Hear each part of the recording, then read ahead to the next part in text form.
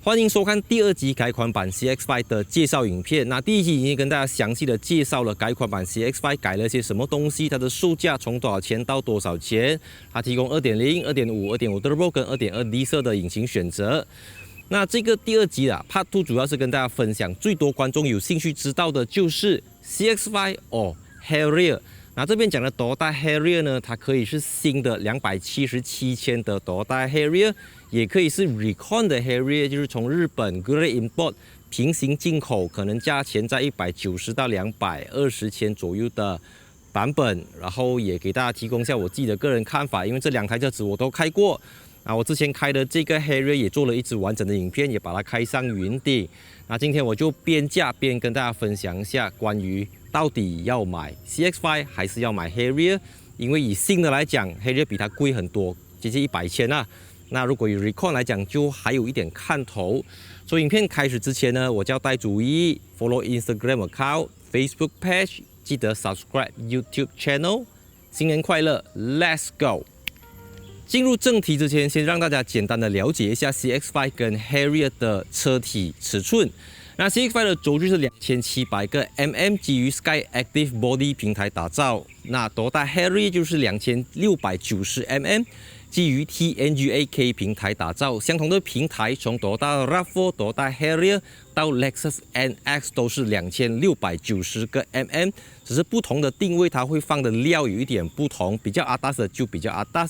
那 CX-5 这个2700mm 的轴距就只有它在用而已，因为 CX-8 跟 CX-9 的轴距一样，严格来讲是相同的平台，所以 CX-5 就独树一格，然后 CX-30 又是比较小一级的平台这样子。所以整体上两台车子最大的差别在于 Harrier 的车身长度比 CX-5 长了165个 mm， 这个可以体现在后排空间，因为 Harrier 的后车厢只有396公升，没有想象中的大。而数据上 CX-5 都有442公升，比 Harrier 多了46公升。我相信后排乘坐空间大小也是正在考虑 CX-5 跟 Harrier 的朋友最关心的一点，因为坦白说 CX-5 的后座真的是偏小。虽然现在这个 CX-5 呢，椅背是可以调整倾斜程度，有一个 stage， 然后在2个 stage 还可以躺到比较斜这样子，整个空间还是灵活性还是有在的啦。不过你真的要拿来跟 Toyota Harrier 来比，那 Harrier 其实整个坐姿空间会比它宽敞，我看大概15到20% 啦，即便轴距比它短啊。所以这个 TNGA-K 平台在利用空间方面还是有它的优势的。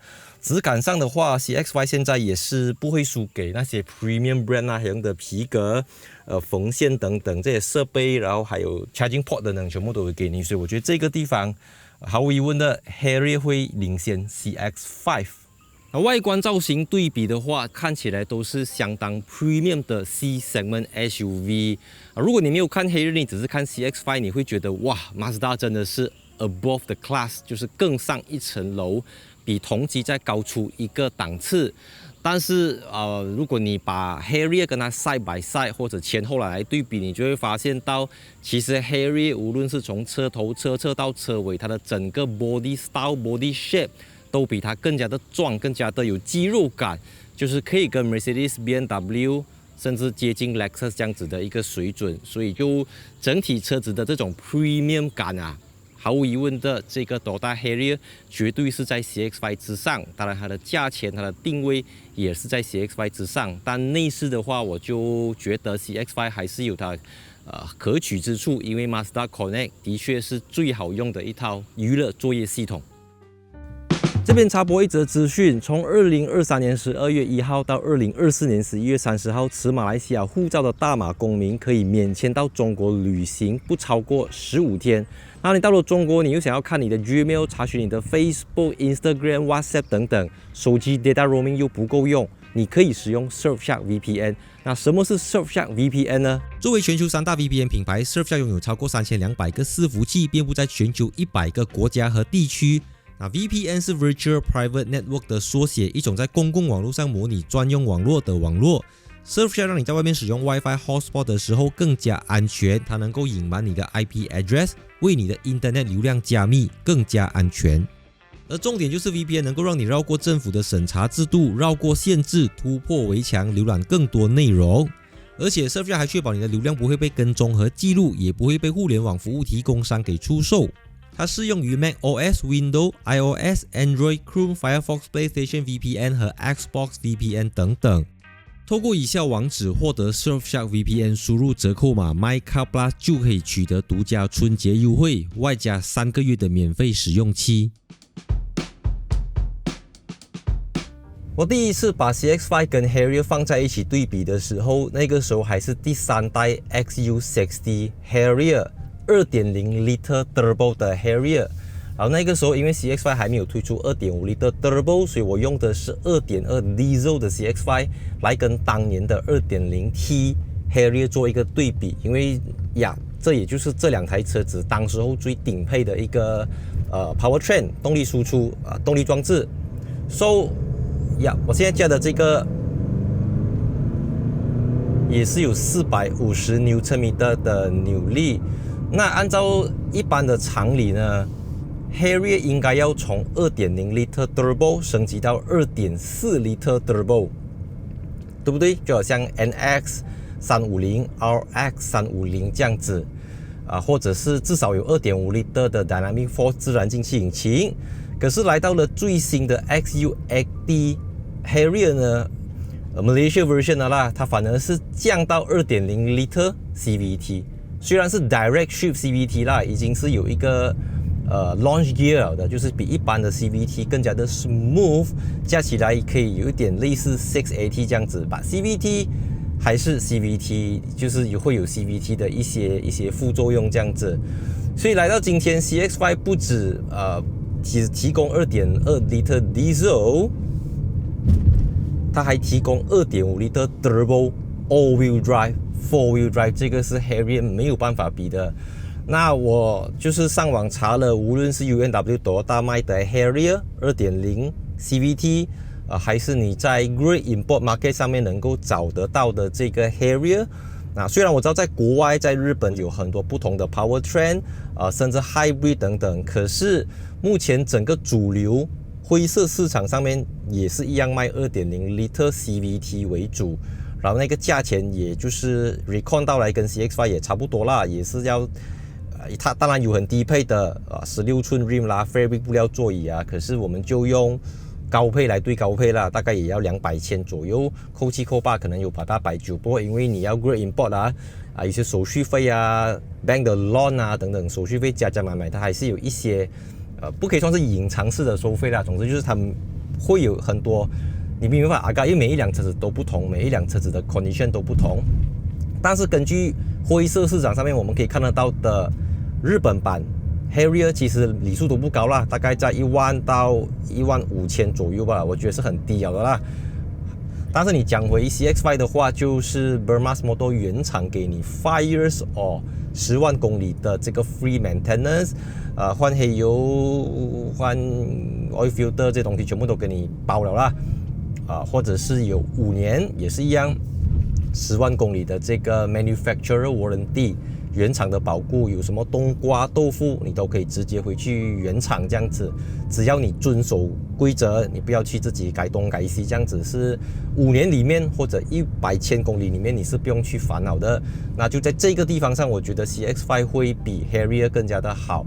所以我们回到刚才讲的动力方面是不用比的，那个 CX5 你知道吗？ CX5 有 2.02.5、2.5T、2.2D， 动力方面完全是不用比的。马自达就算你要 2.0 liter NA 的版本，它的设备也很齐全，因为它还有一个 2.0 High 嘛，之前那个就是最低配那个是 2.0 Mid， 什么都没有的。所以我觉得 2.0 对 2.0 你都赢它了，你甚至不用买到 2.5 Sky ATG， 你的动力都赢过 Harrier， 这个是没有办法比的。但我知道买 Harrier 的人，很多人都是见过大场面了的，他可能你知道吗？家里有 X3、GLC， 甚至是别的欧系品牌来讲，对他来讲要这样快坐摩托车可以走就好了嘛，对不对？到底你多那10几20个 horsepower， 他不 care， 他只要舒服，他要 comfort， 他要空间，他要耐用，他要大汗，他要 resale value 这些东西，那 Harrier 绝对是没有问题，那个应该是170匹左右 ，NA CVT 给到你啦，吧？你会觉得真的吗？我觉得如果150-500到钱还可以啦，可是你花了200多千，270多千。当然这个是很个人的啦，看每个人的驾驶习惯、年龄层、阶段、走highway追求的东西不同。但如果就单纯讲 powertrain， CX-5 是稳那种，躺着稳都可以赢它的，根本都不用拿出自己的最劲的，你只要拿出自己的这种 Team B、Team C 啊，就可以赢过 Harrier 的 Team A 了。我指的是本地版本的这个本地原厂进口的 Harrier， 或者是你从日本 Great Import 的 Harrier。那讲到 cornering wise 呢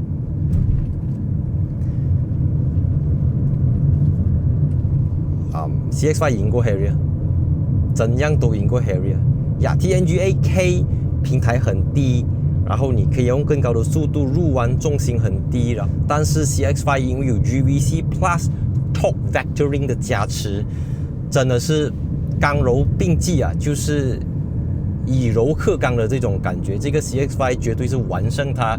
当然，这个东西可以透过后天努力，像轮胎的选择，最好是用 Bridgestone Alenza 001轮胎啊，或者是悬挂的一些调教等等，可以去改的，这不是太难的事情。但是我们说高速行驶的隔音表现，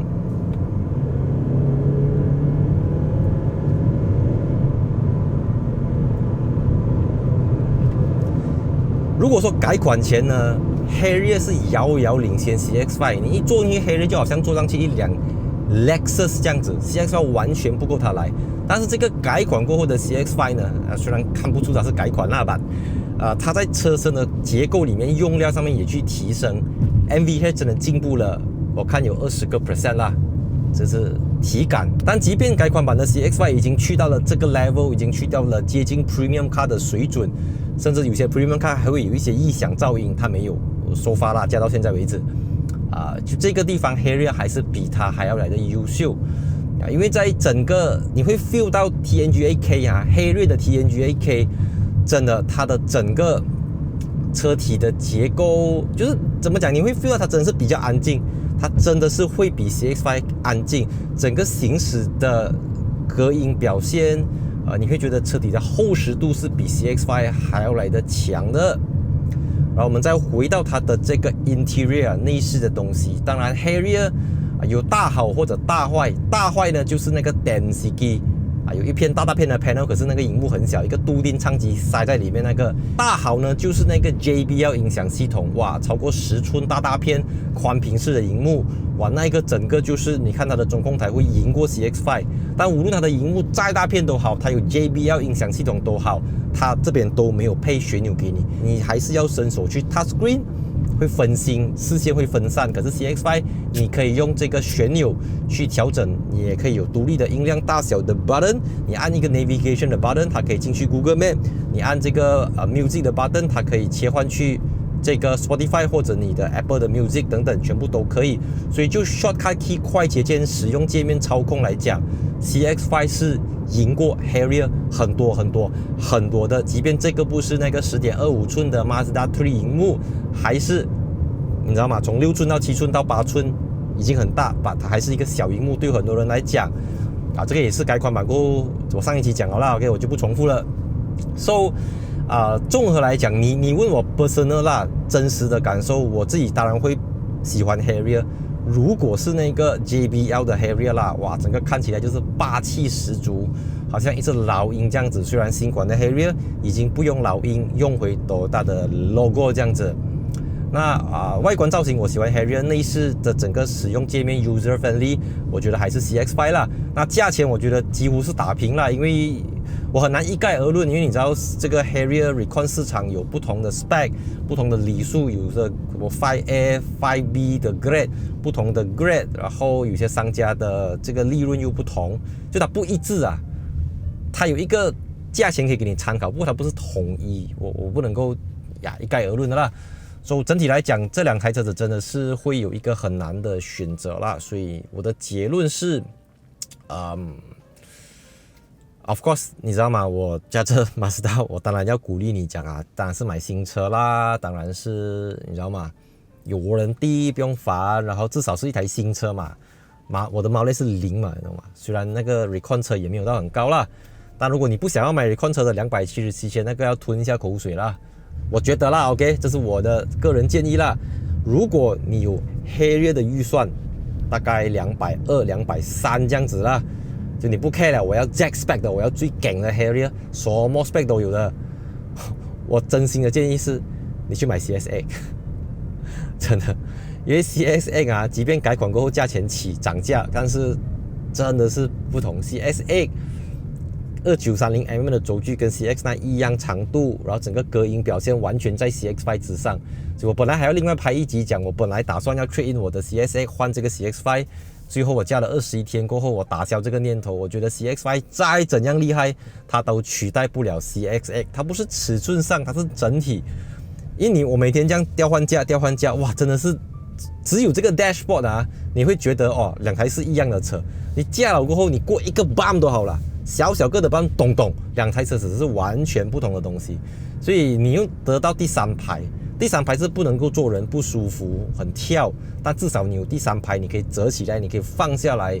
你过年的时候你要载多几个小孩子，拉好 seat belt 是没有问题的。所以我的结论是，如果你正犹豫要买 CX5 还是要买 Harrier。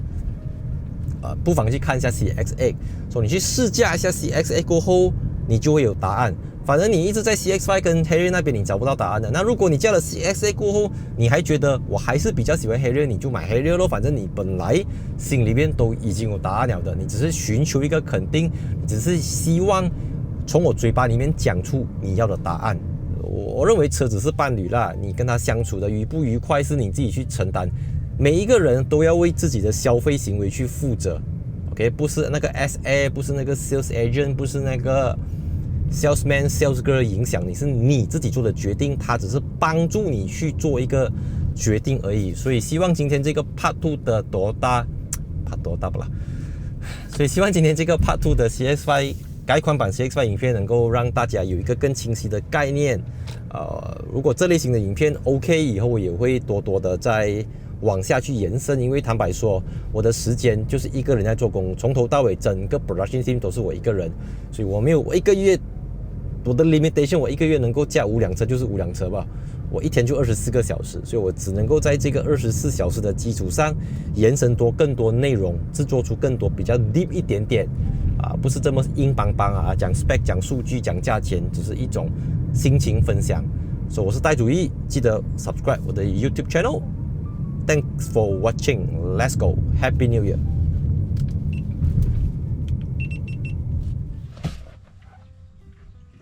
下去。选你啊，你要下去啊。我的白车。车。我的白车。你还没按啊？车。你自己按的啊？车。你讲我叫什么名？ Double。这个是什么车？这是。Mazda 哦。Mazda。Mazda CX5。你喜欢 CX5 还是 CSX？ CSX。这样爸爸卖掉那个外卡买这辆可以吗？可以，这个玩去外跟那个。